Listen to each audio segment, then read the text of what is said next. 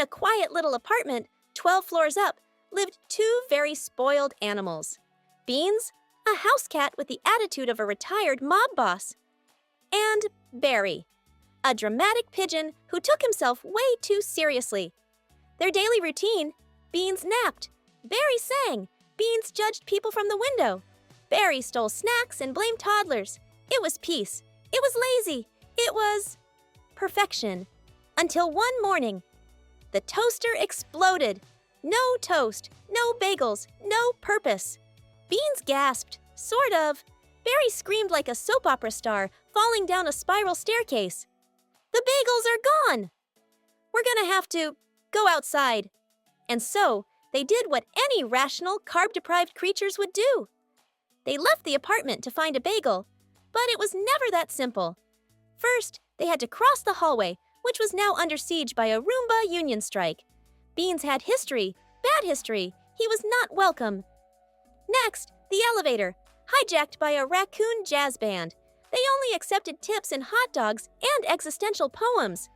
Then, Barry flew straight into a glowing blue mailbox, yelling, "For bagels and glory!" Beans sighed and followed, which is exactly how they landed in ancient Egypt. Beans, instantly worshipped as a god. Gold pillow. Tuna smoothies. 10 cat servants named Steve. Barry declared the high priest of crumbs. He gave a daily sermon called "Let My Bagels Rise." It confused everyone, but something was missing. Where's the cream cheese? What's a sesame seed? Why does everything smell like pyramids? So they did what all time-traveling pets do when dissatisfied. They followed a cranky sphinx through a sandy portal, straight into the year 3099. Where carbs? Illegal, bagels, rare, gluten, a level 4 felony. The only way to get one: enter the Bagel Battle Royale. Contestants included a shredded grandma called Yeast Mode, a toaster with flamethrowers, and a crab that yelled "Locks and load" while flinging cream cheese stars. Beans fought with sarcasm and stealth.